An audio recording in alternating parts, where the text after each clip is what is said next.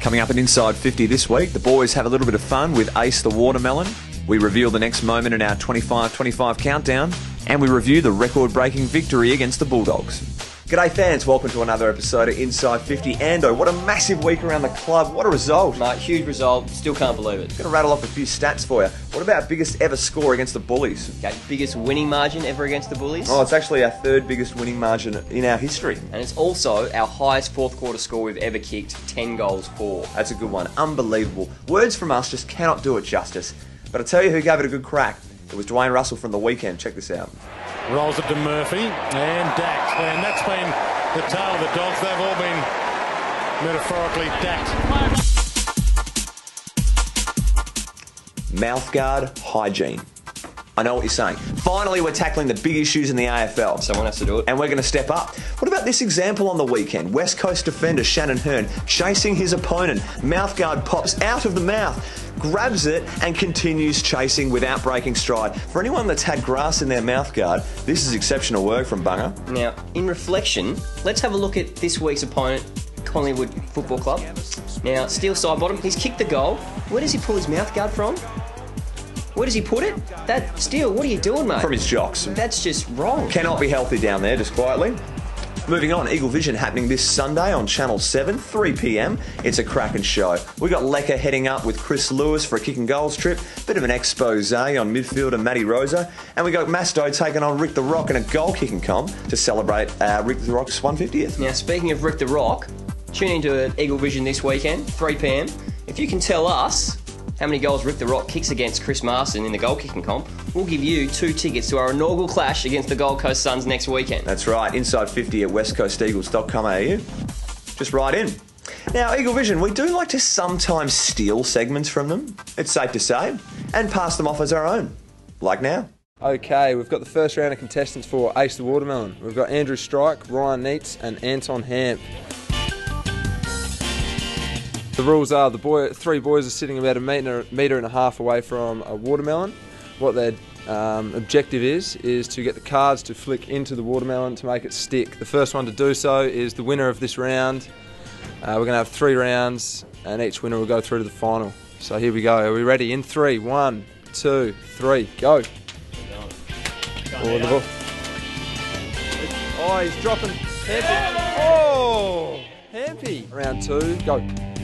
Everyone's into a quick action. Oh, they're getting on target. Oh, wow. 3, 2, 1, let's go. Shoey's out of the blocks bar hard. Licked his fingers, just getting a bit of grip. Oh, wow. Okay, we're down to the final now. We've got Sleuth, Hampy and Shoey. Good luck, boys. Let's get into it. Let's go. They all know what they're doing. Shoey's been licking his fingers, he's warming up, bang! There it is! Let's give it a bit, of celebration. I just tried to relax today, keep your wrists as relaxed as possible. It's been a big week. You can often get tied up in all the media and the nerves, but I tried to stay as relaxed as I could, and I felt the watermelon was on my side today. Danny Southern to the goal face, Grant at the back, shot for goal by Grant. It's 8 goals to nothing for the Bulldogs. It was the definition of a dream start.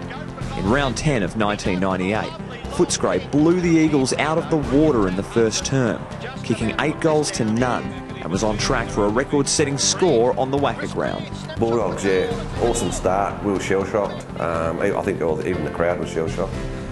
It was one of those games where we knew it was over, but there were still avenues for us to improve, even individually around the ground. Yeah, it was. It's just unbelievable. They couldn't do a thing wrong, the Western Bulldogs. I remember Mick's tone, and I reckon as the group came in at quarter time there, we thought, oh, he's going to start peeling skin and hair off us here. He's just going to give it to us.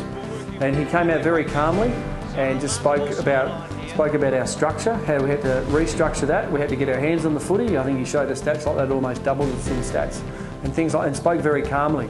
And basically said, if they can do that, boys, if we get hold of the pill and do this, this and this, we'll do the same to them. Malthouse's words must have been truly inspirational as West Coast proceeded to boot the next 8 goals in the second term, clinching a 1-point lead heading into half-time. This meant that all 16 goals had been kicked at the river end of the Wacker ground. I think I was tagging Scotty West. I think a young kid, I must have been about 18 or 19. And, you know, Wacker was probably a very fast track, and for some reason I think there was goals getting kicked at one end and then no goals at the other end. The efforts of Braun, Morrison, Matera, Jakovic, Simmons and Gehrig were too much for the Bulldogs to handle, as they eventually surrendered to a 13-point West Coast victory.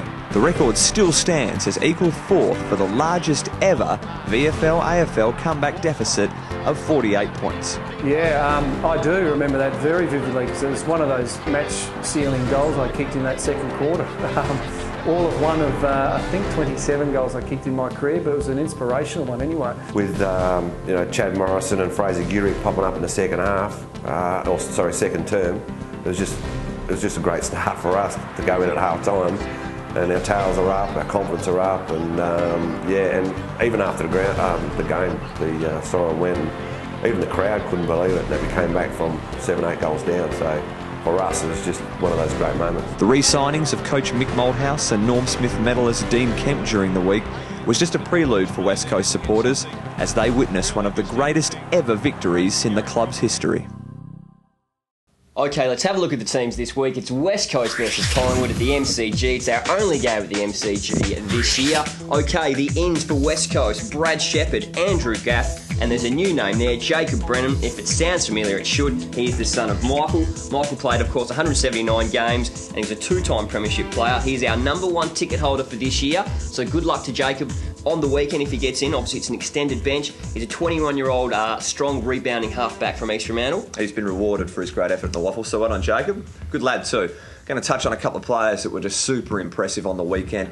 Luke Shuey, definitely his best game for the club. He had it 27 times, 8 tackles, great defensive pressure. 5 goals. Just a lazy 5 goals in as the well. midfield, you know. Yeah, as you do.